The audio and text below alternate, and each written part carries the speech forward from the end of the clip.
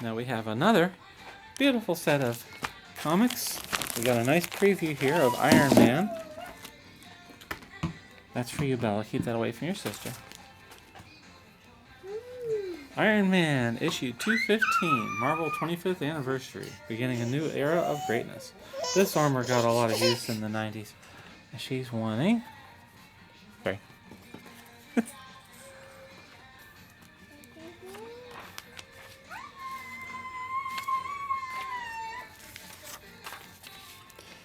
Alright.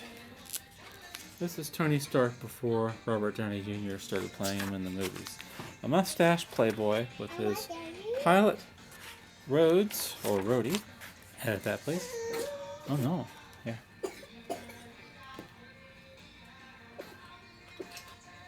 Okay.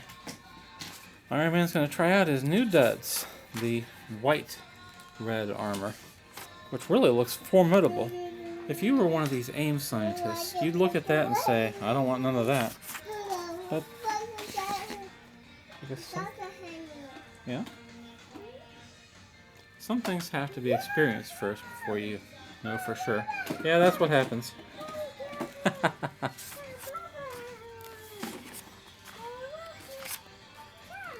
Poor Rhodey. Iron Man sticks him in an ordinary spacesuit instead of the Iron Man armor. Well, put him in the spare suit, which you should have done from the start, and have them fly off through space together. And, of course, Rhodey's on fire. Batman is on fire. Let's see what we got here.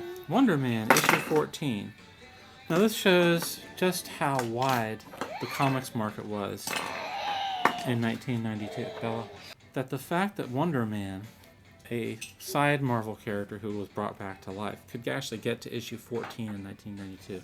This just showed you how many people, how many kids were buying comic books. It was kids, it was college students, it was the old Marvel fans in their 40s and 50s.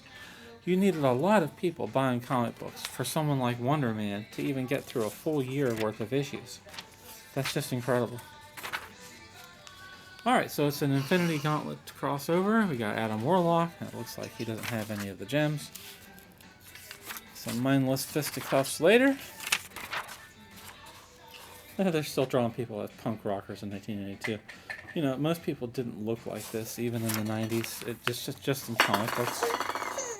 Galactus teaming up with all of these superheroes. Obviously, this is taking away the grandeur of Galactus to just have him be a sidekick of all these heroes of Earth. That's not the role of Galactus to write him that way. Poor Thanos, reduced to a minor sidekick. We finally got a DC comic. It is Teen Titans, issue 16, which I know it can't be true because I read Teen Titans #1 back in 1980. And this is typical of DC. What young boy seeing artwork drawn like this would want to buy another issue of this comic? I mean, what is this supposed to be? Looks like an arthritic ballet dancer. What the hell is this thing here? He doesn't have a shotgun, so why does he have shotgun shells on his over-muscled knee? Jodo, superhero of the 90s. I don't think so.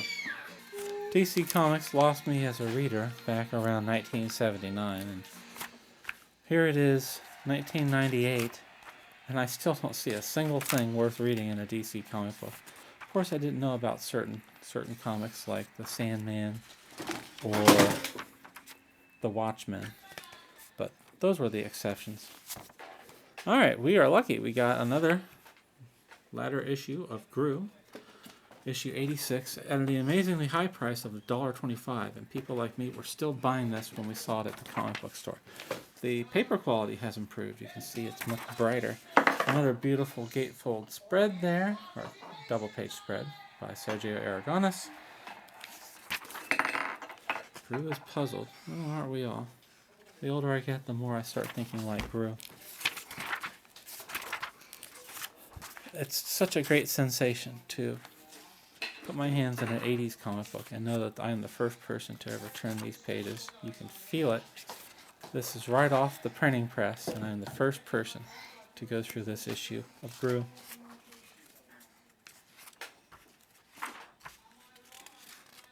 Comic book conventions. I never went to a darn one. If I had my life to live over again, I would have placed a greater focus on going to conventions and meeting my favorite stars, or maybe I would have found a life or something. Moral: only a fool follows orders without knowing why. There's one fan. I hope this reaches you. I've never used a postage stamp before.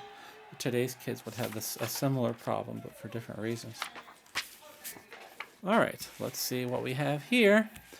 Spider-Man is joining Deathlock, so of course he's turned into Spider Deathlock. This is a mini-series that's confusing. Revenge of the Sinisters #6, Part 4. Does that mean it's the concluding chapter? We don't know. How can you shoot Spider-Man that many times and he's still alive every issue? Oh my gosh, he's shot 100 times also. Ah, Mary Jane. Now I know why I like this comic book.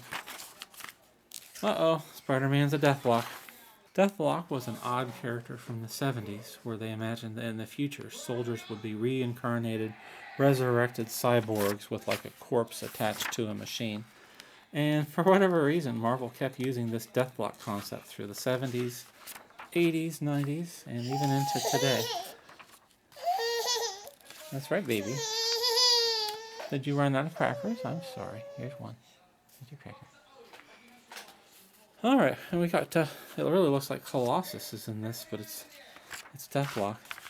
That was Colossus from the X-Men. Wow, Spider-Man's really banged up. Mary Jane is going to have a hard time putting him together.